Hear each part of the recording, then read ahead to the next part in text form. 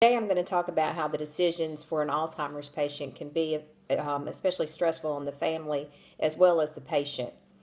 Sometimes it can feel like the roles of the parent and the child have become reversed. All family members should be included in decisions. According to Patricia Cologne's Handbook for Caregivers, Alzheimer's Disease, The Dignity Within, families should call a family forum when making the decisions and include the patient whenever possible so that they can have a say in their care. Many times the major decision making falls on the shoulders of the oldest child. Family members often feel guilt for taking away the person's independence. It can also be very sad for the children and the family members because they miss the person they were before the disease took over their body and mind. The safety and well-being of the patient should be the main objective when making these decisions.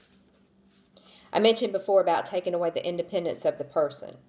At some point, the patient may no longer be able to take care of themselves. Examples of this are taking their own medications, cooking for themselves, bathing themselves.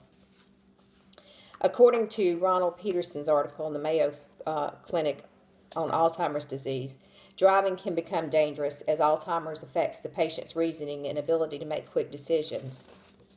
Safety also may become an issue as some patients begin to wander away from their home and become disoriented. I know this happened with my grandfather a couple of times before we had to make other arrangements for him. When the time comes to make other living arrangements for the patient, it can be especially hard if the patient's going to an assisted living home or a nursing home. The parent and child have to give up the place that they've called home for many years, and that's very hard. There's many support groups available where others are going through the same issues.